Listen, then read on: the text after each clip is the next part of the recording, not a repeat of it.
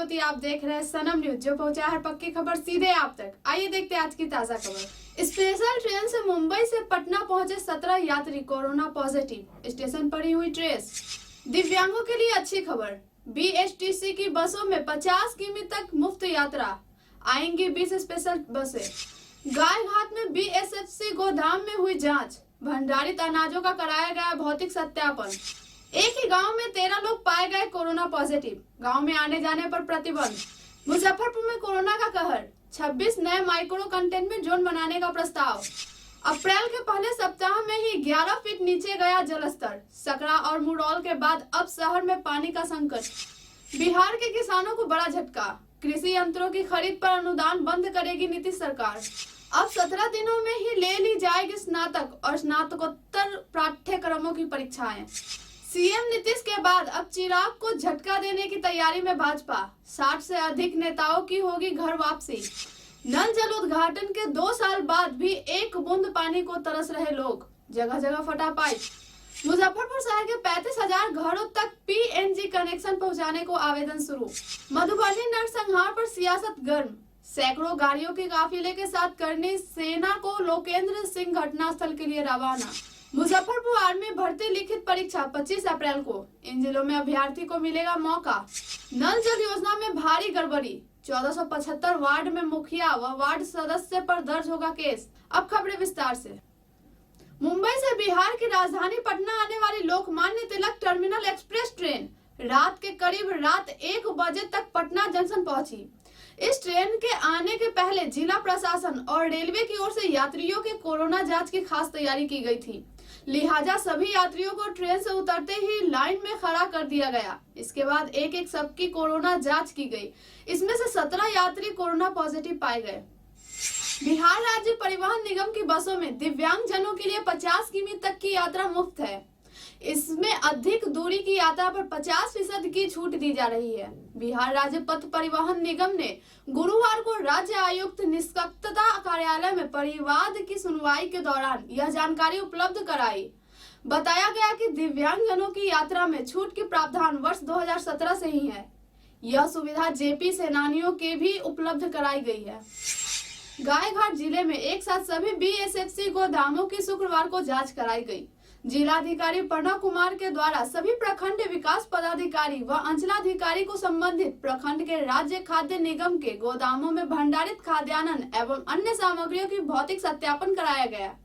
संबंधित बीडीओ व सीओ के गोदाम के भंडार का सत्यापन संयुक्त रूप से करने के उपरांत संयुक्त जाँच प्रतिवेदन उपलब्ध कराने का निर्देश दिया गया है। लेकिन गायघाट में डीएम के सख्त निर्देश पर वरीय प्रभारी नीलम कुमारी ने एफसीआई गोदाम की जाँच की। इसका मुख्य उद्देश्य गोदामों में भंडारित खाद्यान्न में हुई क्षति या गबन की जानकारी प्राप्त करना है। देश में कोरोना के मामले तेजी से बढ़ रहे हैं। अब तो कोरोना की दूसरी लहर भी देखने को मिल रही है। कोरोना के बढ़ते मामलों पर यदि गौर किया जाए तो बिहार में 6 अप्रैल को 1080 मामले सामने आए, वहीं 7 अप्रैल को 1527 और 8 अप्रैल को 1911 लोग कोरोना पॉजिटिव मिले हैं। कोरोना के बढ़ते आंकड़ों के बीच बिहार के नवादा जिले भी सुर्खियों में आ गया है, जहां सिरदला प्रखंड में कोरोना का बड़ा विस्फोट हुआ है। सिरदला के ऊपरडीह पंचायत स्थित बिलालपुर में गांव में 13 लोग कोरोना पॉजिटिव पाए गए हैं। जिले में कोरोना के बढ़ते संक्रमण को देखते हुए सिविल सर्जन ने 26 नए माइक्रो कंटेनमेंट जोन बनाने का प्रस्ताव पूर्वी और पश्चिम एसडीओ को भेजा है। जिले में अब तक 116 माइक्रो कंटेनमेंट जोन बनाए जा चुके हैं। पिछली बरसात में बाढ़ व महीनों जल जमाव झेल चुके जिले में लोगों ने समझा था कि गर्मी में जल संकट नहीं झेलना पड़ेगा, लेकिन अत्यधिक बारिश के बावजूद इस वर्ष गर्मी की शुरुआत से ही सकरा, मुरौल व बंदरा के बाद शहर में भी जल संकट शुरू हो गया है। बूढ़ी गंडक किनारे एक मोहल्ले में मार्च मध्य से भू जल स्तर तेजी से गिरने लगा है, जो अप्रैल के पहले सप्ताह में 10 फीट तक के नीचे चला गया है। स्थिति देख डीएम प्रणव कुमार ने जल संकट वाले शहर को इलाकों में नगर निगम व ग्रामीण इलाकों में पीएचईडी के एग्जीक्यूटिव इंजीनियर को मांग के अनुसार टैंकर से पानी सप्लाई कराने का निर्देश दिया है। बिहार के किसानों को नीतीश सरकार अब बड़ा झटका देने वाली है। राज्य के किसानों को कृषि यंत्रों के खरीद पर मिलने वाला अनुदान अब खत्म होने वाला है। अनुदान की योजना राज्य सरकार बंद कराने जा रही है। नए वित्तीय वर्ष के लिए राज्य में बन रही योजनाओं में कृषि यंत्रीकरण को शामिल नहीं किया गया है। हालांकि केंद्र की योजना से किसानों की अनुदान मिलेगी, लेकिन किसी भी यंत्र पर अनुदान किसी परिस्थिति में 50% से अधिक का नहीं होगा। पराली प्रबंध से जुड़े कुछ यंत्रों पर 80% तक का अनुदान दिया जा सकता है, लेकिन उसकी भी अनुमति विभाग को लेनी होगी। ललित नारायण मिथिला विश्वविद्यालय में अब स्नातक और स्नातकोत्तर डिग्री की परीक्षाएं 17 कार्य दिवस में संपन्न करा ली जाएगी। इससे पहले स्नातक प्रथम, द्वितीय व तृतीय खंड समेत स्नातकोत्तर की परीक्षाओं को संपन्न कराने में महीनों लग जाते थे, लेकिन नई व्यवस्था के तहत अब मात्र 17 दिनों में पर्याप्त है। विश्वविद्यालयों की परीक्षा विभाग निर्धारित अवधि में परीक्षा संपन्न कराने को लेकर तैयारियों में जुटा है। बता दें कि सत्र 2021 के स्नातक और स्नातकोत्तर की परीक्षाओं का शेड्यूल लगभग तैयार कर लिया गया है। बिहार विधानसभा चुनाव 2020 के दौरान भाजपा छोड़कर दूसरे दलों में गए नेताओं की घर वापसी की तैयारी है। बंगाल चुनाव के बाद भाजपा का दरवाजा खुल सकता है। चुनाव के दौरान भाजपा के वरिष्ठ नेता राजेंद्र सिंह, उषा विद्यार्थी, रामेश्वर चौरसिया एवं रविंद्र यादव समेत 7 से अधिक ने पाला बदला था। इनमें से अधिकतर लोजपा के दामन थामकर राजग प्रत्याशियों के खिलाफ चुनाव मैदान में उतर गए थे। इससे कई सीटों पर राजग को हार का सामना करना पड़ा था। पार्टी ने मामले को सख्ती से लेते हुए बागी नेताओं को 6 वर्षों के लिए बाहर का दरवाजा दिखाया था, परंतु अब संगठन को मजबूत करने के अभियान पर शुरू होने वाली है। जिस उद्देश्य से मुख्यमंत्री नीतीश कुमार ने 7 निश्चय योजना को लागू किया गया था, वह धरातल पर साकार होती नहीं दिख रही है। गया के नीमचक बथानी प्रखंड के नैली पंचायत के वार्ड नंबर 6 गोपडीहा गांव में लाखों रुपए की लागत से नल जल का कार्य कराया गया है। कार्य में अनियमितता ऐसी बढ़ती गई कि पानी के मेन पाइप को 1 मीटर गड्ढा यानी 39.37 इंच के बदले सिर्फ 6 इंच गड्ढा खोदकर बिछा दिया गया। इस कारण पाइप जगह जगह फट गए।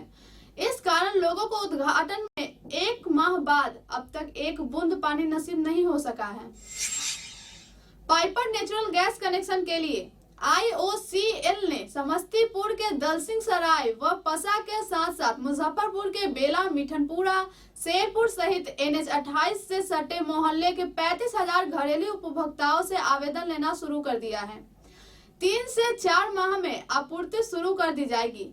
फिलहाल PNG 55.50 रुपए प्रति किलोग्राम मिलेगा। कुछ माह में वैशाली व सारण जिले के शहरी इलाकों में भी PNG पहुंचाने का दावा किया है। मछली तालाब के विवाद को लेकर मधुबनी के मोहम्मदपुर गांव में होली के दिन एक ही परिवार में 5 सदस्यों की हत्या कर दी गई। इस वक्त बिहार में यह हत्या राजनीति के केंद्र बना हुआ है। इस घटना को लेकर सियासत भी तेज हो गई है। मोहम्मदपुर में नेताओं का दौरा लगातार जारी है। इस दौरान आज करनी सेना के राष्ट्रीय अध्यक्ष महिपाल सिंह मरकाना, संस्थापक लोकेंद्र सिंह कालवी अपने समर्थकों के साथ मधुबनी के लिए रवाना हुए। सेना भर्ती की लिखित परीक्षा 25 अप्रैल को होगी। परीक्षा चक्कर मैदान में ली जाएगी। इसमें मुजफ्फरपुर समेत 8 जिलों के करीब 2000 से अधिक अभ्यर्थी शामिल होंगे। इसमें वही लोग शामिल होंगे जिन्होंने दौरे के साथ लंबी ऊंची कूद की, बीम मेडिकल आदि पास कर चुके हैं। दानापुर स्थित ZRO ने इस बात की घोषणा की है। अभ्यर्थियों की एडमिट कार्ड जारी कर दिया गया है। बुधवार को DPRO कमल सिंह ने इस बात की जानकारी दी। मुजफ्फरपुर के अलावा समस्तीपुर, दरभंगा, मधुबनी, शिवहर, सीतामढ़ी, पूर्वी चंपारण एवं पश्चिमी चंपारण के 55,000 से अधिक युवकों ने हिस्सा लिया था। पहले और दूसरे चरण की बाधा को पार कर करीब 2000 अभ्यर्थी लिखित परीक्षा में शामिल होंगे। मुख्यमंत्री नीतीश कुमार के ड्रीम प्रोजेक्ट नल जल योजना में बड़े पैमाने पर गड़बड़ी सामने आई है। राज्य में अब तक 1475 वार्ड में नल जल योजना की गड़बड़ी हुई है। इन सभी वार्ड के मुखिया और अन्य लोगों पर FIR दर्ज करवाई गई है। पंचायत राज मंत्री सम्राट चौधरी ने इस संबंध में कार्यवाही आदेश दिया है। मंत्री सम्राट चौधरी ने DM, DPRO और BDO को निर्देश दिया गया है कि जिस भी पंचायत में शिकायत आए वहां के संबंधित मुखिया और वार्ड काउंसलर को नोटिस भेजने को कहा है। फिलहाल के लिए इतना ही। आगे की तमाम खबरों के लिए हमारे साथ बने रहे और देखते रहे सनम न्यूज। धन्यवाद।